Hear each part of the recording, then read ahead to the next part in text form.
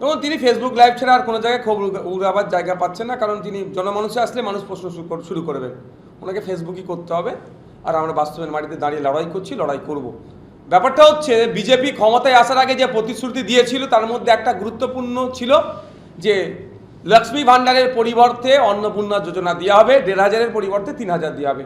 পশ্চিমবাংলার হেভি সংখ্যায় মহিলারা বিজেপি যারা করেননি, বিজেপিকে পছন্দ না করার পরেও তারা কিন্তু ভোট দিয়েছিল।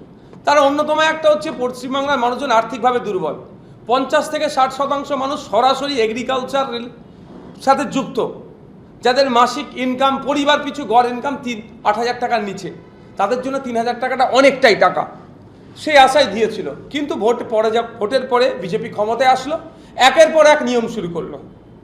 কখনো বলছে পুরুষরা পাচ্ছে, এই অভিযোগে বন্ধ করে দিয়েছিল কিছুদিন। আমরা একদম সহমত, পুরুষ যারা পাচ্ছে তাদের নাম বাদ দেওয়া হোক, যারা এতদিন এই প্রকল্প উপভোগ করেছে পুরুষরা তাদেরকে জেলের মধ্যে রাখা হোক। কিন্তু যে প্রতিশ্রুতি দিয়েছিল প্রতিশ্রুতি ভঙ্গ না হয়, বলেছিল সমস্ত মহিলাদেরকে দেবে, কিন্তু দিনের শেষে আমরা কি দেখছি, ১২-১৩ পাতার একটা ফর্ম তৈরি করেছে, যার এমন জটিল ফর্ম তৈরি করেছে ওখান থেকে কিছু নাম বাদ পড়বে। তারপরে সরকারি কর্মচারীদের বাড়িতে থাকলে সে পাবে না। তারপরে বাড়ির স্ট্যাটাস কি, পাকা বাড়ি না কাঁচা বাড়ি পাবে কি পাবে না। সর্বশেষ কি সংযোজন হলো, যাদের ১০,০০০ টাকার ওপরে ইনকাম সেই মহিলারা পাবে না। এরপরেও ক্রাইটেরিয়ার মধ্যে আসার পরেও মহিলারা পাচ্ছে না। ফলে স্বাভাবিকভাবে যে প্রতিশ্রুতি দিয়েছে প্রতিশ্রুতি পূরণে ব্যর্থ হয়েছে, সেই জন্য প্রতিবাদ হচ্ছে। গণতান্ত্রিক প্রক্রিয়ায় প্রতিবাদ হবে, চলতে থাকবে। যে প্রতিশ্রুতি দিয়েছে সেটা পূরণ করতে বাধ্য, সরকারকে পূরণ করতেই হবে, নাহলে এই সরকারের বিরুদ্ধে মহিলারা আগামী দিনে ভোটের বাক্সে অবশ্যই উত্তর দেবে। দেখুন, এই প্রসঙ্গ যখন আসছে, এই প্রসঙ্গে আমি ইতিপূর্বে একাধিকবার বলেছি যখন নতুন তাকে দলে জয়েন করেছিলাম, দেখুন কোনো মানুষ যদি তার পাস্ট জীবনের কর্মকাণ্ডতে অনুতপ্ত হয়ে সঠিক পথে জনসেবার কাজে নিযুক্ত হতে চায়, তাকে আপনি সুযোগ দেবেন না? সেই মর্মে আপনারা জানেন, তার বক্তব্য দেখবেন, তিনি স্বীকার করেছেন যে অন্যায় বা ভুল তার জন্য তার মাধ্যমে যেগুলো হয়েছিল তিনি সেখানে অনুতপ্ত।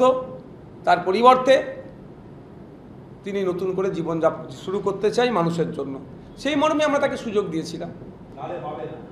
ধরুন, এই ধরনের কথাবার্তা যদি কেউ বলে থাকে, অসংসদীয় কথা বলছেন, অসাংবিধানিক কথা বলছেন। সরকারটা 5 বছরের, কে ভোট দিল না দিল সেটা ম্যাটার করে না। যখন ওত নিচ্ছেন তখনই প্রত্যেকটা নাগরিককে পরিষেবা দেওয়া তার দায়িত্বে কর্তব্যের মধ্যে বর্তাচ্ছে। এখন ফেলিওর হচ্ছে, পরিষেবা দিতে যখন পারছেন না তখন যে কথাগুলো বলছেন এগুলো অসংসদীয়, অসাংবিধানিক বলে মনে করি। এটা শুধুমাত্র নাম্বার আছে বলে এই নাম্বারের দম্ভ দেখানো হচ্ছে। একটা সময় কিন্তু দেখলে দেখা যাবে বিগত যে সরকারগুলো আজকে ইতিহাসের পাতায় ঠাঁই হয়েছে তারাও নাম্বার দেখাতো। আমি এ ধরনেরও বিধানসভার মধ্যে দেখেছি, আমি উপস্থিত ছিলাম। ট্রেজারি বেঞ্চ থেকে বিরোধীদের উদ্দেশ্যে বলা হয়েছিল যে আপনাদের এত গুটি কয়েক আছেন বলে টিপ্পানি কাটা হয়েছিল। তারা দেখুন আজকে ইতিহাসের পাতায় ঠাঁই হয়েছে। আমি বলবো না যে সরকার চলছে যে ইতিহাস থেকে শিক্ষা নিতে হয়। শিক্ষা নিন, যেই ধরনের ক্ষমতা বা নাম্বারের দম্ভ দেখাবেন না, আপনারাও ইতিহাসের পাতায় ঠাঁই হয়ে যাবেন। তাহলে আরাবুল ইসলাম বকলমে যদি বিজেপিকে সহযোগিতা করে, ভাঙড়ের মানুষ কিন্তু জবাবটা দেবে। দেখুন, এই জঙ্গি শব্দটা যিনি খুব ব্যবহার করতেন, ক্যানিং পূর্বের প্রাক্তন বিধায়ক, ইউএপি এখন খেয়ে তিনি বসে আছেন।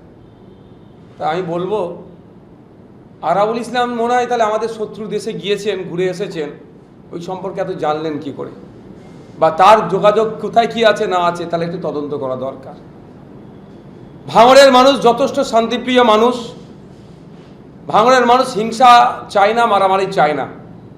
যদি হিংসা মারামারি চাইতো, বিগত দিনে 15 বছর যেভাবে পাওয়ার গ্রিড থেকে শুরু করে, অধ্যাপিকাকে জগছুড়া থেকে শুরু করে, বিএলআরও অফিস থেকে শুরু করে বিভিন্নভাবে যে অনৈতিক কাজগুলো করেছে, মানুষ ঘিরে ধরলে আর উত্তর দিতে পারবে তো? কিন্তু বাংলার মানুষ চায় না। আর আমি হিংসামুক্ত রাজনীতির পক্ষে সবসময় সওয়াল করে যাব। কে কি সার্টিফিকেট আমাকে দিল ওতে নিয়ে ভেঙে পড়ি না। দেখুন, এটা ওখানে কলকাতা পুলিশের ভাঙড় ডিভিশন আছে, এন্টি এক্সিট পয়েন্টে সিসিটিভি আছে, যদি একটা বহিরাগত কাউকে দেখাতে পারেন, প্রথম কথা হচ্ছে আমি ঝামেলার পক্ষপাতী নয়, ঝামেলা করার নয়। দ্বিতীয়ত যে বহিরাগতর কথা বলছেন একটা প্রমাণ করতে পারবেন না, যা দায়িত্ব নিয়ে বলছি। তৃতীয়ত ভাঙড়ের মানুষকে তিনি কি বকালেমে আবার বহিরাগত বলে দিচ্ছেন? ভাঙড়ের মানুষকেই ভাঙড়ি যারা আছেন তাদের কি বহিরাগত বলা হচ্ছে? এর জবাব কিন্তু ভাঙড়ের মানুষ দেবে। যেভাবে ভাঙড়ের মানুষকে অপমান করা হচ্ছে এটা ছাড়বে না ভাঙড়ের মানুষ। একটা প্রমাণ দেখাতে বলুন যে আমাদের কর্মীরা যে কোথাও ডিস্টার্ব করছে, একটা দেখাতে বলুন। তবে একটা কথা, আমাদের কর্মী নয় সাধারণ মানুষকে ভাঙড়ের বলা আছে যেখানে যা উন্নয়নমূলক কাজ হবে শিডিউল সেখানে টাঙাতে হবে, সাধারণ মানুষকে দেখাতে হবে। 6 ফুটের ঢালাই রাস্তা চওড়া, সেখানে 5.5 ফুট 5 ফুট করে 1 ফুট 1.5 ফুটের টাকা খেয়ে নেবে হবে না।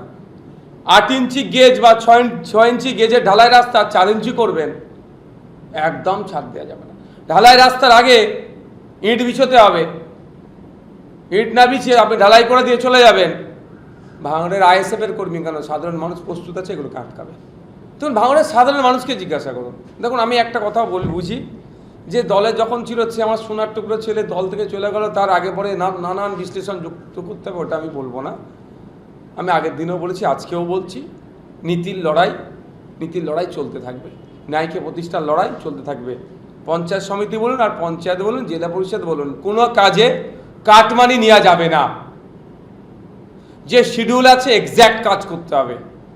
কাউকে ধমকে চমকে কলকারখানা করতে এসছে, এখানে কোম্পানি সেট আপ করতে এসছে, ভাঙড়ের মানুষের কাজ হবে, সেখানে আপনার গ্যারেজ তার জায়গার সামনে 4টে ফ্ল্যাগ লাগিয়ে দিয়ে টাকা তুলবে, ভাঙড়ের এই বদনাম করতে দেওয়া যাবে না। ফলে এর সাথে যারা খাপ খাওয়াতে পারবে তারা থাকবে, যারা খাপ খাওয়াতে পারবে না তারা ছেড়ে বেরিয়ে যাবে। ভবানীপুরের মতো জায়গা এখন মিডিয়ার বন্ধুদের অনেক এটা নিয়ে চর্চা করার সময় হয়েছে। এটা শহুরে বাবুদের সমস্যা বলে, এটা গ্রামীণ সমস্যা দীর্ঘদিন ধরে হয়ে আসছে। আজকে মিডিয়ায় আলোচনা হবে, ডিবেট হবে, ঘন্টাখানেক হতে পারে। আবার শহরে কেন সাপে কাটলো? আরে গ্রামে প্রতি বছরে প্রায় 1,500 মানুষ সাপে কেটে মারা যাচ্ছে পশ্চিমবাংলায়, কোনো চর্চা হয়নি। আমি বিধানসভায় বলেছিলাম এটা নিয়ে। স্নেক আইল্যান্ড যেটা আছে, 5 বছরে সাপে কাটা রুগী দেখলে মারা গেছে 2-4 জন খুঁজে পাবেন। তাহলে এখানে পশ্চিমবাংলা হচ্ছে কেন? সাপে কাটলেই মারা যাচ্ছে কেন? সব থেকে বড় সমস্যা হচ্ছে এটা যে অ্যান্টিভেনাম তৈরি হয়, সেটা আমাদের রাজ্যে আর হচ্ছে না। ফলে তামিলনাড়ু থেকে, সাউথ ইন্ডিয়া থেকে নিয়ে আসতে হচ্ছে। ভৌগোলিক অবস্থানগত কারণে তামিলনাড়ুর চন্দ্রবোড়া সাপের যে বিষ আমাদের ওয়েস্ট বেঙ্গলের চন্দ্রবোড়া সাপের সেই বিষ ম্যাচ করছে না। ফলে কি হচ্ছে, এই অ্যান্টিডট বা এভিএস দেওয়ার পরেও এই রোগীগুলো শরীরে অবজার্ভ করতে পারছে না, অনেকে মারা যাচ্ছে বা অনেকে ট্রিটমেন্ট হওয়ার কিছুদিন পরও মারা যাচ্ছে, ক্ষতি হচ্ছে। আমি চাইবো না শহরের মানুষকেও সাপে কাটুক, আর আমি চাইবো না গ্রামের মানুষকেও সাপে কাটুক, কিন্তু চর্চা এটা নিয়ে বেশি বেশি করা দরকার যে একটা ভয়ঙ্কর সমস্যা। গতকালকেই তো সম্ভবত সেন্সাসের ডিউটি করতে গিয়ে এক সরকারি কর্মচারী সাপের ছোবলের সাপকে কামড়েছে। কেন হবে এগুলো? সচেতনতার অভাব। সাপ আর মানুষের মধ্যে সংঘাতের তো এটা হয়, কেন সংঘাত হবে? আমাদের ডিপার্টমেন্ট কি করছে? মানুষকে সচেতন করতে পারছে না কেন? পশ্চিমবাংলায় 104-5 রকমের সাপ আছে, 4টে সাপ সব থেকে বেশি কাটে। সেই সম্পর্কে মানুষকে সচেতন করা হচ্ছে না কেন? দপ্তর আছে, মিনিস্টার আছে, সচিব আছে, বছরে বছরে বরাদ্দ হচ্ছে, কিন্তু সাধারণ মানুষের আউটকাম কি হচ্ছে? বাজেট বেড়ে যাচ্ছে, কিন্তু আউটকাম যতক্ষণ আমরা দেখাতে পারবো সেই বাজেটের কোনো দাম নেই। আজকে এটা নিয়ে চর্চা হচ্ছে কলকাতা শহরে নামি দামি একটা স্কুলে সাপে কেটেছে বলে, কিন্তু গ্রামে প্রতিনিয়ত দেখুন primary school, upper primary school, high স্কুলে দেখুন এই ধরনের ঘটনা প্রায় আপনারা পাবেন।